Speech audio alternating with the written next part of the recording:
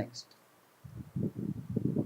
అసలు ఎందుకు సార్ ఈ ట్రెండ్స్ అనాలిసిస్ అంటారు, ఓరియంటేషన్ సెషన్ అంటారు, రివర్స్ ఇంజనీరింగ్ టెక్నిక్ అంటారు, ఇవన్నీ మనం తెలుసుకోవాల్సిన అవసరం ఉందా అంటే mainly anything without strategy is just an effort without success. అందుకే స్ట్రాటజీ అనేది ఉండాలి. స్ట్రాటజీ ఉండాలి అంటే ఇన్సైట్స్ అనేవి ఉండాలి. మీరు చూస్తే this year RCB one the IPL trophy అనేది ఆర్సీబీ గెలిచింది. దీనికి కారణం ఏమంటే వాళ్ళ యొక్క డైరెక్టర్ ఆఫ్ క్రికెట్ ఆపరేషన్స్ అని ఉన్నారు, మో బోబాట్ అని చెప్పి ఆయన ఉన్నారు. ఆయన ఏం చెప్పారు అంటే we used the insights from the artificial intelligence in order to know what are the trends. అంటే ఒక బ్యాట్స్మెన్ ఎటు ఆడుతున్నాడు, ఏ బౌలర్కి వీక్గా ఉన్నాడు అనేది మేము ఖచ్చితంగా కనుక్కున్నాము, దానివల్ల మేము ఇంప్రూవైజ్ చేయగలిగాము అనేది.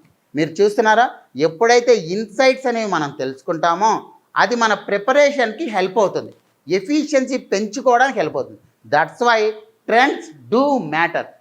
ఈ ట్రెండ్స్ అనేది ఖచ్చితంగా అవసరం. దానికి reverse engineering technique. What is reverse engineering technique? Which మేము ఫస్ట్ నుంచి కూడా అసలు ఆర్గనైజేషన్ ఎస్టాబ్లిష్ అయినప్పటి నుంచి కూడా రివర్స్ ఇంజనీరింగ్ టెక్నిక్ అని చెప్తూనే ఉంటాం.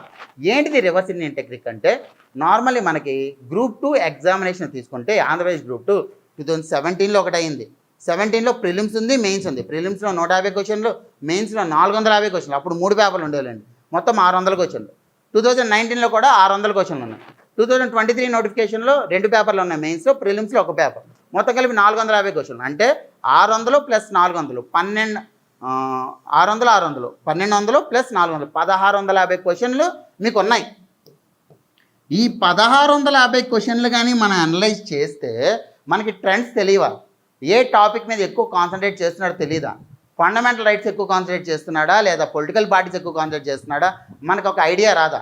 సో ఎప్పుడైతే ఐడియా వచ్చిందో ఆ టాపిక్ నువ్వు ఎక్కువ ప్రయారిటీ ఇస్తావా, ఎక్కువ ఆ టైం అనేది ఆ టాపిక్ ఇస్తావా? So that's what insights do.